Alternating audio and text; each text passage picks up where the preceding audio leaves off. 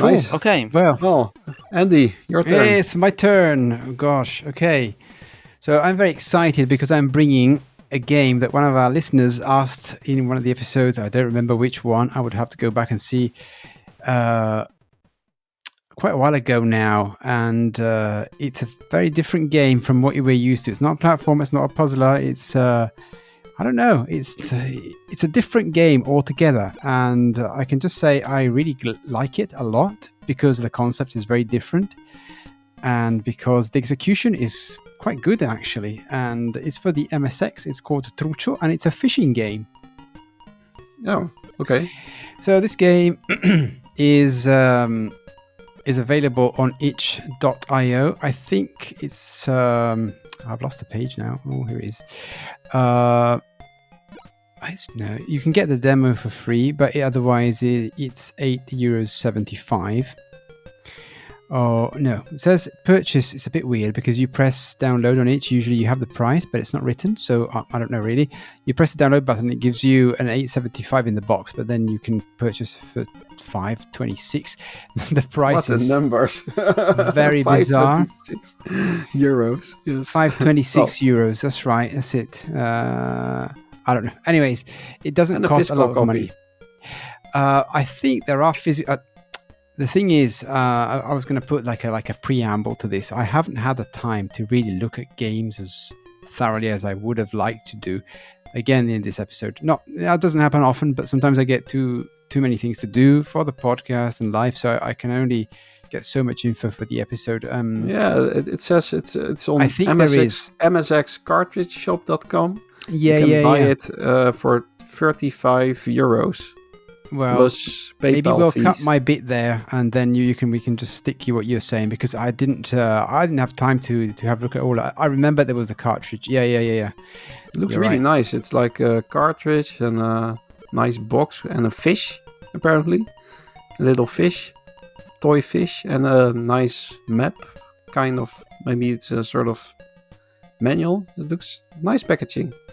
Yeah, but if you click on the cartridge shop, it's not probably the most inspiring and trust-looking website to buy. It looks like it's made in 1994 or something. Well, so quite fitting for this game, really, because this is the era we're going for.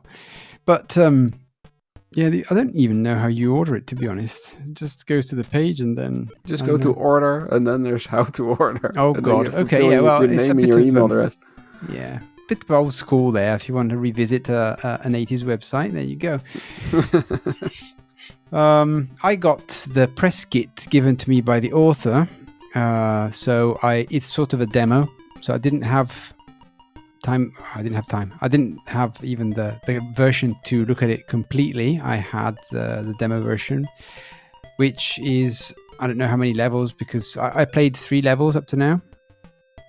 I think the paid version has different modes as well. It has an arcade mode, a story mode, and a practice. And this, the demo that you can download as well for free yourself, is just takes you into the fishing sort of competition sort of thing. You just go, you have to basically win each level and go to the next. But anyways, before I get ahead of myself, this game is made, I think, by one person only. I think his name is bloody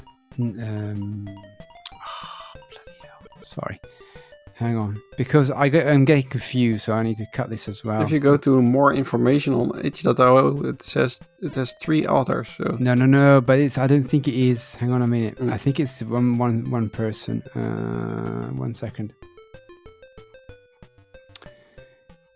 Yes. The Nestrio. Yeah, so the author of this game is the same author that made Steve Door, the game that Diego talked about a while ago.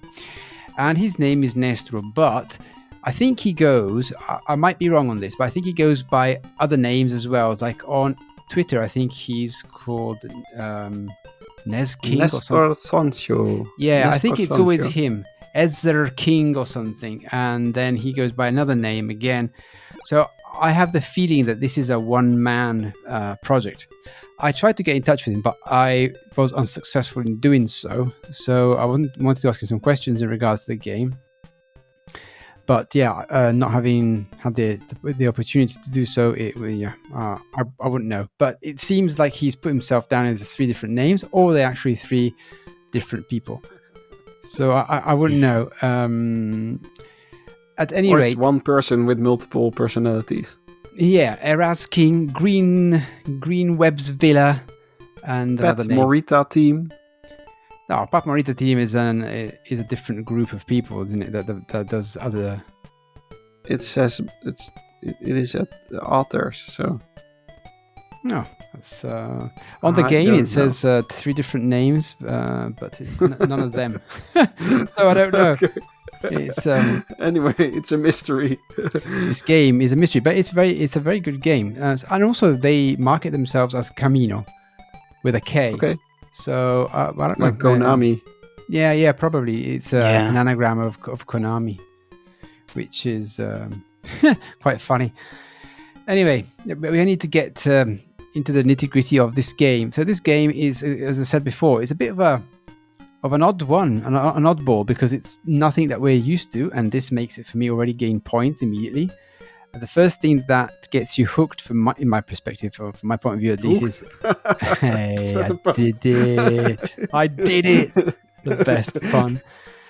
How did you even realise that? That's a good one, isn't it? Got me hooked. Is that the art style is brilliant. I love the art style of this game. It's a bit reminiscent of I always don't know. Everything reminds me of Taito is good for me. So if it's Taito-like graphics, it's good. Then there's some really well-made graphics of some fish in the presentation. It's really good. And it's got like an arcade vibe to it. It's got the credits below. It's got the copyright. It looks really like professionally made, doesn't it? Like a proper really good game. And I think this would be really fitting as well for an arcade game. You could see this for no problem inside an arcade venue where you've got loads of machines. This would sit really well, and you could put coins in it and try and win. And it's very, very hard for me as well. So good, really good. So what do you have to do in Trucho? It's a one-screen game, and you play, let's say, a fisherman. And you choose the fisherman, at least, obviously I will talk from the demo perspective because that's what I've had access to right now. So once you go in, you press the space key and you can choose your fisherman. There's like a dude wearing a red cap, and then there's a fisherwoman, which is wearing a green cap, and then there's a Cletus or Cletus, I don't know how you say that in English, to be honest, that name.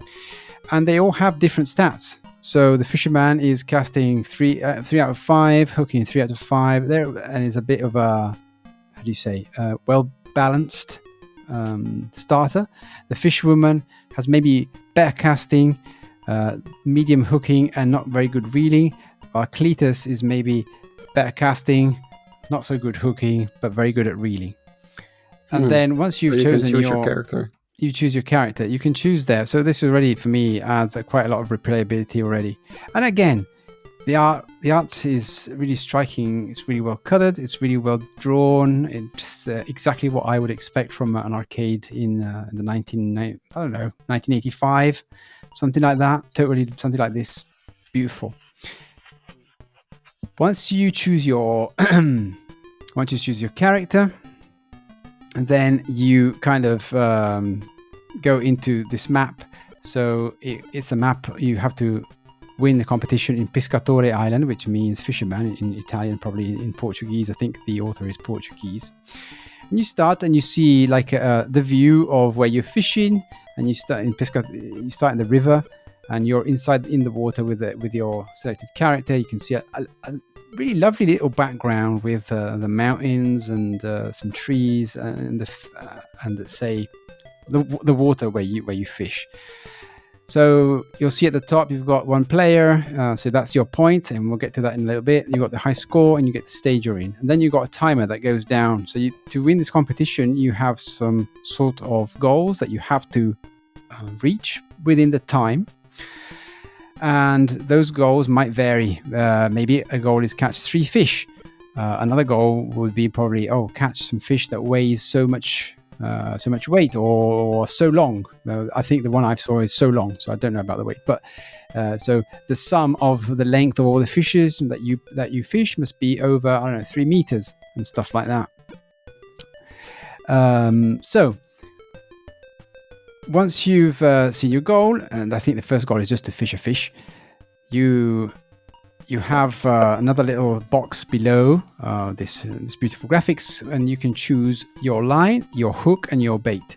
Your line can go from let's say the most thin line 1, and then it can go 2, 3, and it can get up to 3, and it's very thick. And then otherwise you can change your hook as well, depending on the fish you have to fish. I was trying to reel in the fish you have to fish. This is the beauty of English language. So say maybe you have to fish big fish as a goal, then you need probably a different hook to let's say try and aim to capture those bigger fish. And then the bait is the same sort of thing. So you have to kind of balance these 3 things out to be able to fish the fish that you need to get for the fish for it's a lot of fish in order to win this fishing competition. So yes, once you set these 3 things, then you've got like a power meter, and obviously the timer keeps running down. And it's a very simple game. The execution is, I think, really cool. Like what they thought about is just using these keys. So you've chosen your things. Then once you've chosen them, the power meter goes up and down in a similar way, like the golf things go. So it charges up, and you have to basically cast your line as far as you deem fit. Obviously, if it goes too far, it's too far and it won't do anything. If it's too close, so everything's got a range. So the power's got a range in it, and the power bar is like red, as I said, similar to golf. That you don't want to try and get it in the red, you want to be in the yellow. And so you cast your line in that yellow space, and as soon as you've done so, you see this animation, and then a new window opens up, and your bait is you can see it floating underneath the sea, and you see the fishes going around. It's really, really cool how he's done this. I think very, very innovative. The worm is an absolute great work of pixel. It's like 5 pixels that move in different direction, like 2 sprites, and it looks like a worm. Brilliant. And you can, let's say, drive this worm by reading it in. So we can bring it up or down, and you can move it towards yourself. You can read in. You can also read in completely and recast the line again if you want, if you think you've done a bad throw. And then you have to kind of position it in front of the fish as they actually are moving, so they see it, and you'll see like they have like a question mark on their head.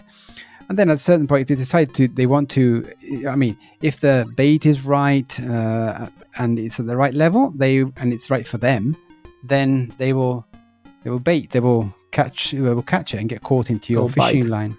Bite, yes, thank you. Very simple concept, a very patient game, as is fishing. So you have to really stay there and try and center it in front of them so they see it. Sorry. Once they catch it, there's another little, so this is like a mini game by itself.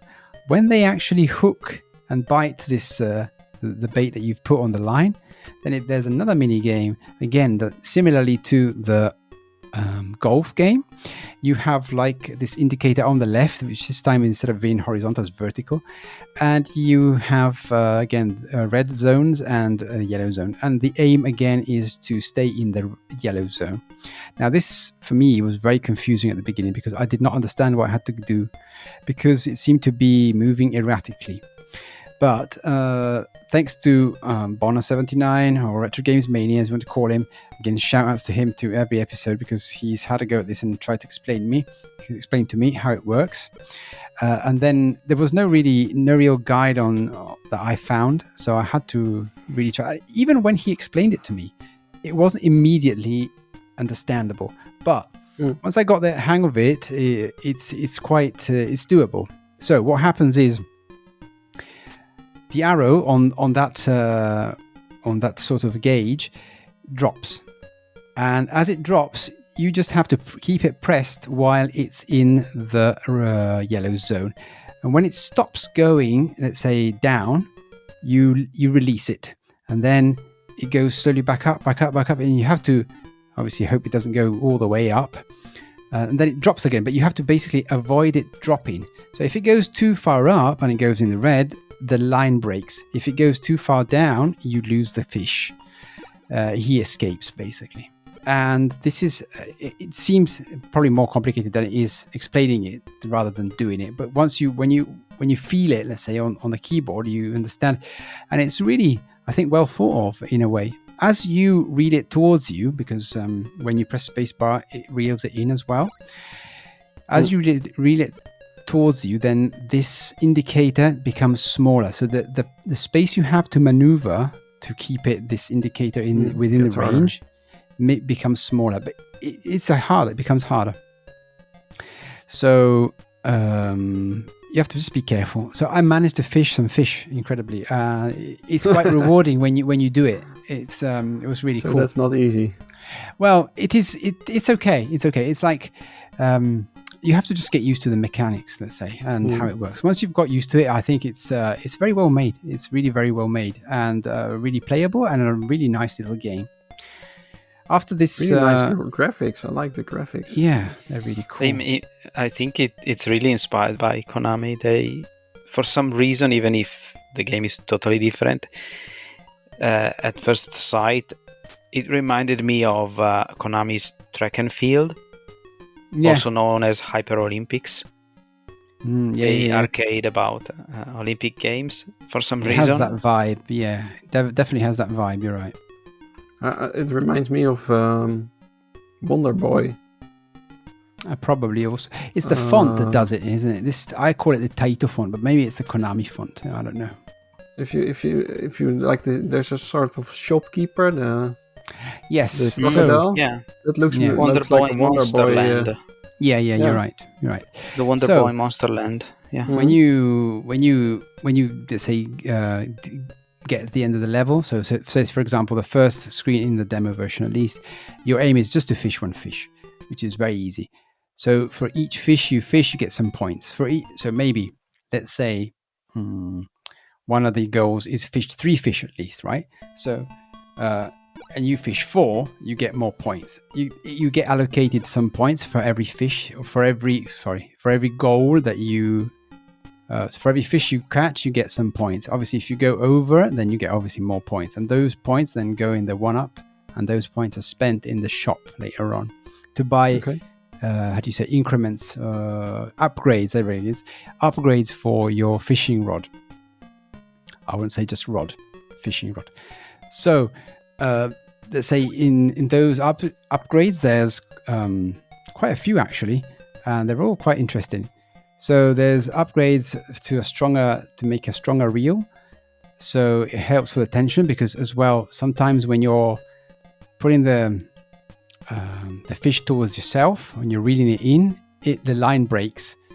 So obviously the first thing that I've thought about then is to increase the line's thickness. So you can do that from 1 to 3. But it didn't work, so I didn't really understand what was going on until then I understood about the shopkeeper. And then you have obviously different upgrades that I won't spoil right now, but it's really cool that you can do this as well. So this game is really like... You probably need those upgrades for bigger fish in the future. Yeah, exactly. So I got to level 3 here, so I didn't go much further than that. As I said, I didn't have much time to play a lot of games because I was doing a lot of editing for other episodes. But it's I found myself playing this quite a bit in, let's say, in the time I had allocated to it. I was really engaged in this game, and I think it's a really, really nifty little game to play. And I really encourage everyone to give it a go, at least a demo, to see how innovative it is. I see there's also multiple environments where you can fish. Looks cool. So it's different parts of the island. So when you finish your competition, then you go to another part of the island, and there's the port. There's and they're all beautifully drawn. Yeah, really, really lovely graphics. There's also I'm always impressed what the MSX can do. Yeah, me too. Me too. There's also something saying about the time of the day. I don't know if it changes the gameplay at all, or I haven't just for got fun. to the. Maybe I think it would, but I don't. Again, I don't know. I don't know. I don't know at this point. So we all brought high score games, and I think all innovative games like different games than we normally bring. Yes. This one is. Nice. I really like this. I really like this one. Like the vibes that it gives out when playing it. And this could be a really high score challenge game, I guess. Cool. And how is the music? It's great. It's great music. So what you'd expect. Just chill vibes or something for fishing. Yes. I really like the map as well. The map is sort of digitized version. And then it's got different areas, and before you start a new area, it gives you this little map, shows you where you are, gives you the name. It's just incredibly well crafted game, and definitely worth £5 for me. It's just, I mean, you couldn't. This must have taken some time to also put it all together and make it sort of balanced. So all these variables with a fishing rod, the upgrades, the line, the bait, the character features and different characteristics of them all work together.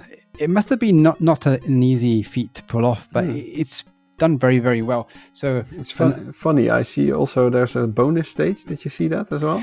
No, I didn't get to the bonus stage. There's a sort of bonus stage. It says I can't say that word. Exaggerate your capture, and then you have to